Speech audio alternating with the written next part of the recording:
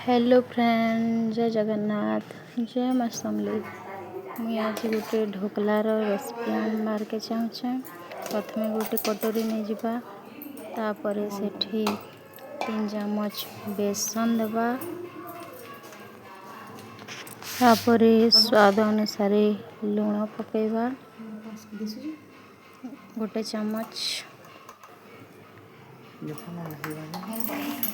तापर गोटे पैकेट या आम एठी गोटे पैकेट ऐड करवा को ऐड करदेवा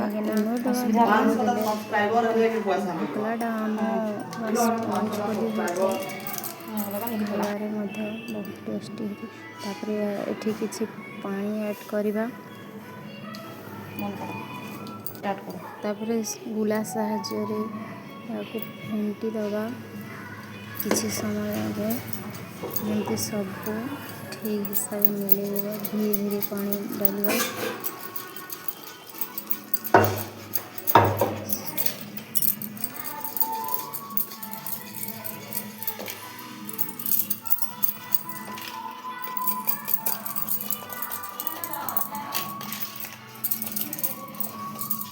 किसी समय पर या एमती गोले चलवा। तापर गोटे बाउल रे पानी देवा, गैस ऑन करके पानी गरम करवा। पुणी एथिरे गोटे छोटा कटोरी आनिकी सेथिरे ऑयल डालिबा, गोटे ब्रश साहाଯ୍य ताको एमते सब से कटोरी सब बड़े लगे दबा। तापरे से बेसन को एठी डालिबा, या पर से गरम पानी जो रखी थिला सेठे या को रखी या पर गोटे ढांकुणी ढांकी दबा।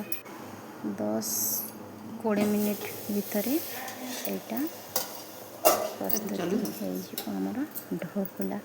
एमती गोटे चाकू साहाଯ୍य बुड़े देखिए से चाकू निआँ लगे ताहले सेटा हो जाइथिबो। मोर एठी एमती हो गलानी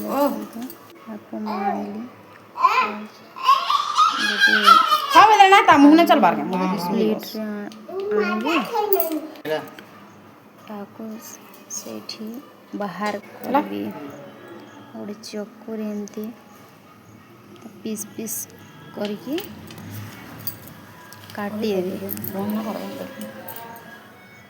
एमती ठीक हिसाब से धीरे धीरे काटिबी।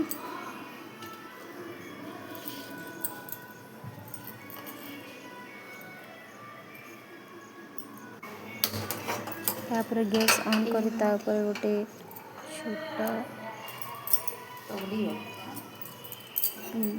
बाल्ड रखिए सेथिरे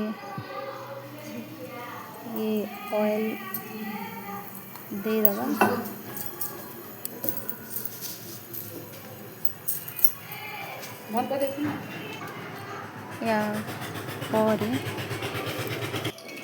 या पर आमे गैस लगे कि गोटे छोट बाल्ड बसेगा कटोरी किछि तेल ऐड करवा। तापर सोरिष किछि पकेगा, तेजपत्ता कंचा लंका ऐड करवा। चामच साहाଯ୍य पत्र गुड़ाक ठीक हिसाब से तेल लगे। गैस लो करके